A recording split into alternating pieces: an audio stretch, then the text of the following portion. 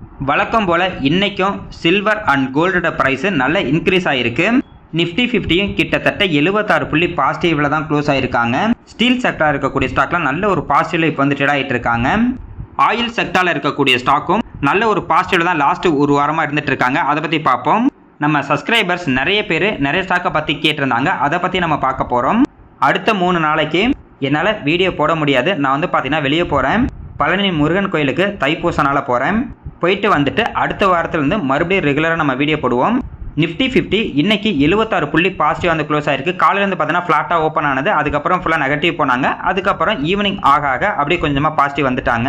Maximum நிறைய index வந்து பார்த்தீங்கன்னா காலையில் கொஞ்சம் நெகட்டிவாக இருந்தாங்க. அதுக்கப்புறம் கொஞ்சம் கொஞ்சமாக பாசிட்டிவ் வந்துட்டாங்க. பேங்கை பொறுத்த வரைக்கும் 0.5% பாசிட்டிவ். எம்ஓ டிஃபென்ஸ் வந்து பார்த்தீங்கன்னா கிட்டத்தட்ட 1% நெகட்டிவ். நேற்று வந்து பார்த்தீங்கன்னா டிஃபென்ஸில் இருக்கக்கூடிய ஸ்டாக்லாம் நல்லா இன்க்ரீஸ் ஆனாங்க. கிட்டத்தட்ட இந்த எம்ஓ டிஃபென்ஸு 7% பாசிட்டிவ் இருந்துச்சு. இன்னைக்கு கொஞ்சம் நெகட்டிவ் போயிருக்காங்க. சில்வர் வழக்கம் போல் 6% பாசிட்டிவ். கோல்டு வந்து பார்த்தீங்கன்னா கிட்டத்தட்ட 7.5% பாசிட்டிவ். இன்னைக்கு சில்வரோட கோல்டு தான் ரொம்ப அதிகமாக இருக்காங்க.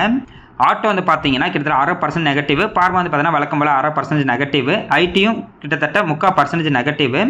மிட் 150 வந்து பார்த்தீங்கன்னா 0.5% வந்து பாசிட்டிவ். நிஃப்டி 50ல் டாப் 5 கென்னர்ஸில் டாடா ஸ்டீல் இருக்காங்க, L and T, Axis bank, Tata motors passenger vehicle, NTPC இருக்காங்க. அதே மாதிரி டாப் 5 லூசர்ஸில் Asian paint, IndiGo, SBI life, Maruti, Tata consumer இருக்காங்க. சில்வர் அண்ட் கோல்டு ப்ரைஸை பொறுத்த வரைக்கும் இன்றைக்கும் பார்த்தீங்கன்னா வழக்கம் போல் இன்க்ரீஸ் ஆயிருக்கு. சில்வர் கிட்டத்தட்ட 6% மேலே க்ளோஸ் ஆகிருக்கு. அதே மாதிரி கோல்டு வந்து பார்த்தீங்கன்னா கிட்டத்தட்ட 8% வந்து பாசிட்டிவாக இருந்தாங்க. இது ரெண்டுமே சூப்பரான ஒரு பாசிட்டிவ்ங்க. யூஎஸ்லேயும் பார்க்கும்போது சில்வர் அண்ட் கோல்டோட ப்ரைஸ் இன்க்ரீஸ் ஆகிட்டே இருக்குது. ஆனால் லாஸ்ட்டு 3 நாளாக சில்வர் அண்ட் கோல்டு வந்து பார்த்தீங்கன்னா யூஎஸ் மார்க்கெட்டில் கரெக்டாக அந்த $118 தான் இருக்குது. இன்றைக்கி அந்த $117 கொஞ்சம் கிராஸ் ஆகிருக்கு. அதாவது லாஸ்ட்டு ஒரு வாரமாக கிட்டத்தட்ட $117 போய் டச் ஆனது சில்வர். அதுக்கப்புறம் ஃபுல்லாக கீழே இறங்குனுச்சு. 2-3 நாள் வந்து பார்த்தீங்கன்னா அதே $117 தான் இருந்துச்சு. இப்போ வந்து பார்த்தீங்கன்னா கரெக்டாக $118 வந்து போயிருக்கு. தொடர்ந்து இன்க்ரீஸ் ஆகிருந்தா ரொம்ப நல்லா இருக்குங்க. யாரெல்லாம் இதில் வந்து முதலீடு பண்ணியிருந்தாங்களோ அவங்களுக்கு வந்து பார்த்தீங்கன்னா ரொம்ப ஹாப்பியாக இருப்பாங்க. முதலீடு பண்ணாதவங்க இப்போ வாங்கலாமா வேணாமா அப்படின்ற மாதிரி தான் இருப்போம். இது வந்து பார்த்தீங்கன்னா எல்லாரும் அப்படி தான் வந்து யோசிச்சுக்கிட்டு இருப்போம். நான் என்ன யோசிக்கிறேன்னா மறுபடியும் சில்வர் வந்து கொஞ்சம் கீழே இறங்கிச்சா நல்ல ஒரு ஆப்ஷன்ட்டி வரும் அப்படின்ற மாதிரி தான் யோசிச்சுட்டு இருக்கேன். அதுவும் இல்லாமல் நிறைய ஸ்டாக்கோட ப்ரைஸ் இப்போ வந்து பார்த்தீங்கன்னா இண்டிவிஜுவல் ஸ்டாக்லாம் அதோட கையில் வந்து நல்ல லோ ப்ரைஸுக்கு இப்போ வந்துட்டாங்க. லாஸ்ட் ஒரு 2 வாரமாகவே நல்ல ஒரு லோ ப்ரைஸில் வந்திருக்காங்க. நிறைய ஆப்ஷன்ட்டி நிறைய ஸ்டாக்கில் இருக்குது. பார்ப்போங்க. இன்னும் இந்த யூஎஸ் டேரிஃப் இஷ்யூ அது இதுன்னு போயிட்டு தான் இருக்குது. அது போகிற வரைக்கும் கோல்டு அண்ட் சில்வரோட ப்ரைஸ் இன்க்ரீஸ் ஆகிட்டே இருக்கும். அதுக்கப்புறம் பார்த்தீங்கன்னா ஃப்ளாட் ஆகும். அப்படி நம்மளும் ரொம்ப வருஷமாக வெயிட் பண்ணிட்டு தான் இருக்கோம். லாஸ்ட் ஒரு வருஷமாக பார்க்கும்போது சில்வர்லாம் ரொம்ப இன்க்ரீஸ் ஆயிடுச்சு. அதுவும் இல்லாமல் இப்போ க்ரூட் ஆயில் ப்ரைஸ் வந்து பார்த்தீங்கன்னா கொஞ்சமாக இன்க்ரீஸ் ஆகிட்டு இருக்கு. அதனால இந்த மெட்டலோட ப்ரைஸு கம்மியாகுமா அப்படின்ற மாதிரி தான் வந்து யோசிச்சுட்டு இருக்கேன். ஆனால் என்ன ஆகும் அப்படின்னு நம்மளுக்கு வந்து தெரியலை. அடுத்தது ஆயில் இண்டியா, ஓஎன்ஜிசி, இந்த 2 ஸ்டாக்குமே இப்போ தொடர்ந்து பார்த்தீங்கன்னா இன்க்ரீஸ் ஆகிட்டே இருக்குது. ஆயில் இண்டியாலாம் கிட்டத்தட்ட $400 கீழே இருந்துச்சு. இப்போ $514 வந்துருச்சு. ஓஎன்ஜிசி வந்து பார்த்தீங்கன்னா கரெக்டாக $274 வந்துருச்சு. இது 2 ஸ்டாக்குமே குருடாயிலோட ப்ரைஸை கீழே போனால இதோட ஹையில் இருந்து நல்லா லோ ப்ரைஸ் போயிருந்தாங்க. இப்போ வந்து பார்த்தீங்கன்னா கொஞ்சம் கொஞ்சமாக இன்க்ரீஸ் ஆகி $500 மேலே ஆயில் இண்டியாவும் கிட்டத்தட்ட ஓஎன்ஜிசி வந்து பார்த்தீங்கன்னா $270 மேலே வந்துருச்சு.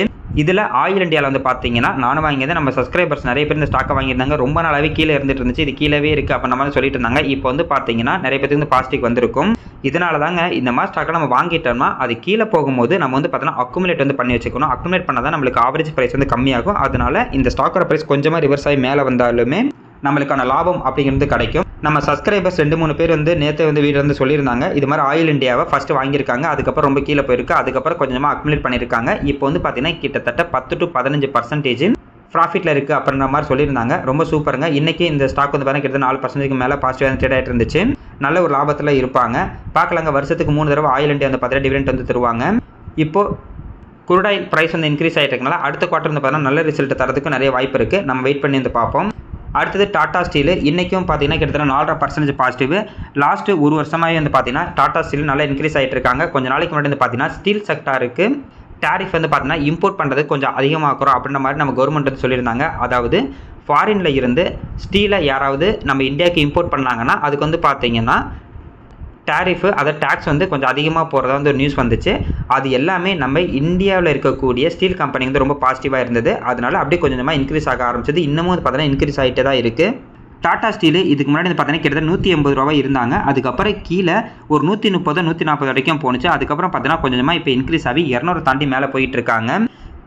அந்த 150 ரூபா இருக்கும்போது வந்து பார்த்தீங்கன்னா கொஞ்சம் ஏதோ ஒரு பேட் நியூஸ் வந்துச்சு.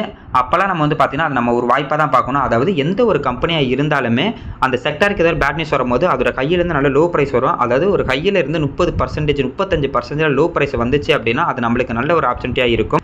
ஆனால் கம்பெனிக்கு எந்த ஒரு பிரச்சனையும் இருக்கக்கூடாது. கம்பெனிக்கு எந்த ஒரு ப்ராப்ளமும் இல்லாமல் அந்த செக்டாருக்கும் டெம்பரரியாக ஏதாவது ப்ராப்ளம் வந்து அந்த ஸ்டாக்கோட ப்ரைஸ்லாம் கீழே போகுது. இல்லைனா ப்ராஃபிட் புக்கிங் பண்ணுவாங்க. மினிமம் பார்த்தீங்கன்னா 20% கூட ஒரு ஸ்டாக்கோட ப்ரைஸ் கீழே வரும். அப்படி வரும்போது அதை நம்ம நல்ல ஒரு வாய்ப்பாக வந்து பார்க்கணும். சூப்பருங்க. டாடா ஸ்டீலில் வந்து நம்ம சப்ஸ்கிரைபர்ஸ் நிறைய பேர் கேட்டிருந்தாங்க. அந்த 170 ரூபாய்க்கெல்லாம் வாங்கியிருந்தேன். இப்போ வந்து பார்த்தீங்கன்னா 140 ரூபாய்க்கு இருக்குது அப்புறமெல்லாம் கேட்டுட்டு இருந்தாங்க. இப்போ அவங்க எல்லோரும் ஹாப்பியாக இருப்பாங்க. எப்படியே இன்க்ரீஸ் ஆகிட்டு தான் ரொம்ப நல்லாயிருக்கும். அடுத்தது வருண் பீவரேஜ் விபிஎல் வந்து பார்த்தீங்கன்னா கிட்டத்தட்ட இன்றைக்கி காலையில் பார்க்கும்போது 452 ரூபா வரைக்கும் போணுச்சு. அதுக்கப்புறம் கொஞ்சமாக ரிவர்ஸ் ஆகி 470 ரூபா பக்கத்தில் வந்துட்டாங்க. நான் 452 ரூபா போகும்போது கொஞ்சமாக அக்குமுலேட் பண்ணலாமா அப்படின்ற மாதிரி யோசிச்சுட்டு இருந்தேன். நான் மறுபடியும் வந்து பார்த்தீங்கன்னா க்ளோஸ் ஆகும்போது 470 ரூபா பக்கத்தில் வந்துருச்சு. இன்றைக்கி நிறைய ஸ்டாக்கோட ப்ரைஸ் இன்க்ரீஸ் ஆகிருக்கு. அப்படி இன்க்ரீஸ் ஆகிருந்தாலும் இந்த வருண் பீவரேஜ் வந்து பார்த்தீங்கன்னா அந்த அளவுக்கு வந்து இன்க்ரீஸ் ஆகாமையே இருக்குது. ஆனால் சூப்பரான ஒரு கம்பெனிங்க. இந்த கம்பெனியை பற்றி நம்ம தொடர்ந்து வந்து பார்த்துக்கிட்டு தான் இருக்கோம்.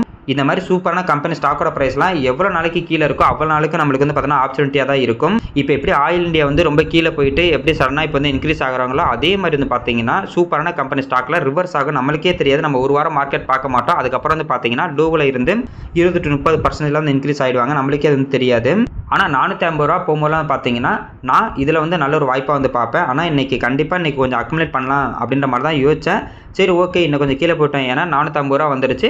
ஒரு 445 இந்த மாதிரி இல்லைன்னா 450 கிராஸ் பண்ணி கீழே போனால் வாங்கிக்கலாம் அப்படின்ற மாதிரி விட்டுட்டு அடுத்த ஒரு மணி நேரம் கழிச்சு வந்து பார்த்தேன். மறுபடியும் ரிவர்ஸ் ஆகி மேலே வந்துட்டாங்க. பார்ப்போங்க அப்படியே இன்க்ரீஸ் ஆகி இப்போ மற்ற ஸ்டாக் மாதிரி இன்க்ரீஸ் ஆனிச்சுன்னா ரொம்ப நல்லாயிருக்கும். அடுத்தது சோலார் இண்டஸ்ட்ரீஸ். இந்த கம்பெனி பார்த்தீங்கன்னா கிட்டத்தட்ட 4.5% இன்றைக்கி வந்து நெகட்டிவாக வந்து க்ளோஸ் ஆயிருக்கு. நேற்று வந்து பார்த்தீங்கன்னா டிஃபென்ஸில் இருக்கக்கூடிய ஸ்டாக்லாம் நல்லா இன்க்ரீஸ் ஆகி க்ளோஸ் ஆனால இது நேற்று வந்து கிட்டத்தட்ட 9% இன்க்ரீஸ் ஆனாங்க. இன்றைக்கி 4% வந்து குறைஞ்சிட்டாங்க. இந்த ஸ்டாக்கோட பிரைஸ் கிட்டத்தட்ட 17,800 ரூபாய்க்கு மேலே போயிட்டு இப்போ வந்து பார்த்தீங்கன்னா 13,300 ரூபாய்க்கு தான் ட்ரேட் ஆகிட்டு இருக்கு. இதுக்கு முன்னாடி வந்து பார்த்தீங்கன்னா 11,800 போணுச்சு. அதுக்கப்புறம் கொஞ்சமாக இன்க்ரீஸ் ஆகி 14 போய் டச் ஆனிச்சு. இப்போ மறுபடியும் 13,300 தான் இருக்காங்க. இது வந்து பார்த்தீங்கன்னா டிஃபென்ஸ் செக்டர் வந்து சூப்பரான ஒரு கம்பெனி. இவங்க எக்ஸ்ப்ளோசிவ் பிஸ்னஸில் தான் இருக்காங்க. அதாவது நாட்டு வெடிகுண்டு அந்த மாதிரி வச்சுக்கலாம். இவங்க வெடிகுண்டு பிஸ்னஸில் தான் இருக்காங்க.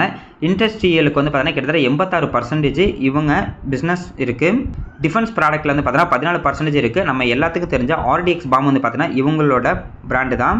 அதாவது வெடிமருந்து பிஸ்னஸ் தான் இருக்காங்க. சூப்பரான ஒரு கம்பெனி. அது இல்லாமல் நல்ல ஒரு க்ரோத்தில் இருக்கக்கூடிய கம்பெனி. சூப்பரான ஒரு பிஸ்னஸ் க்ரோத்தில் இருக்கக்கூடிய கம்பெனியும் கூட. இப்போதைக்கு இந்த ஸ்டாக்கோட ப்ரைஸ் வந்து பார்த்தீங்கன்னா ரொம்ப கீழே தான் இருக்குது. பார்ப்போங்க. இது எல்லாமே நம்மளுக்கு நல்ல ஒரு வாய்ப்பாக தான் இருக்கும். அடுத்தது KPIT டெக்னாலஜிஸ். இந்த ஸ்டாக்கோட ப்ரைஸு இன்றைக்கி வந்து பார்த்தீங்கன்னா கிட்டத்தட்ட 5.5% நெகட்டிவ் வந்து க்ளோஸ் ஆகிருக்கு. ஏன் அப்படின்னா இவங்க வந்து ரிசல்ட் வந்து கொடுத்துருக்காங்க. அந்த ரிசல்ட் வந்து பார்த்தீங்கன்னா கம்மியான ரிசல்ட் தான் கொடுத்துருக்காங்க.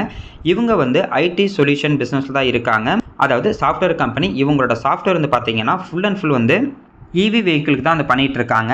இப்போ நம்ம வந்து பார்த்தீங்கன்னா EV வெஹிக்கிளுக்கு வந்து சேஞ்ச் ஆகிட்டு தான் இருக்கும். ஃபியூச்சரில் நம்ம ஃபுல் அண்ட் ஃபுல் வந்து பார்த்தோன்னா EVக்கு வந்து மாறிடுவோம். இவங்க EV வெஹிக்கிளுக்கு தேவையான சாஃப்ட்வேர் ரெடி பண்ணி கொடுத்துட்டுருக்கனால இன்னும் போக போக இவங்களோட க்ரோத் வந்து பார்த்தீங்கன்னா அதிகமாக இருக்கிறதுக்கு வந்து நிறைய வாய்ப்பு இருக்குது. மேக்ஸிமம் இவங்களுக்கு ரெவன்யூ வந்து பார்த்தீங்கன்னா USAலேருந்து கிட்டத்தட்ட 31%, யூரோப்பில் இருந்து 52%, ஏசியாவில் வந்து பார்த்தீங்கன்னா 17% வந்துகிட்டு இருக்கு. வெர்டிக்கல் வச்சு பார்க்கும்போது பேசஞ்சர் கார்ஸ்க்கு வந்து பார்த்தீங்கன்னா 77%, கமர்ஷியல் வெஹிக்கிளுக்கு 23% இவங்களோட ரெவன்யூ பார்த்தீங்கன்னா வந்துட்டு இருக்கு.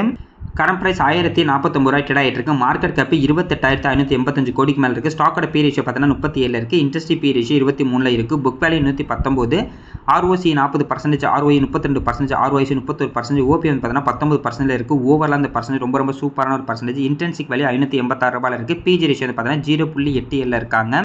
அதே மாதிரி இவங்களோட சேல்ஸ் growth பார்த்தீங்கன்னா 11%, ப்ராஃபிட் growth 0.30%. இப்போ தான் உங்களோட ப்ராஃபிட் growth அப்படின்னு பார்த்தீங்கன்னா கம்மியாக இருக்குது. டெப்ட் ஈக்விட்டி 0.16 இருக்காங்க.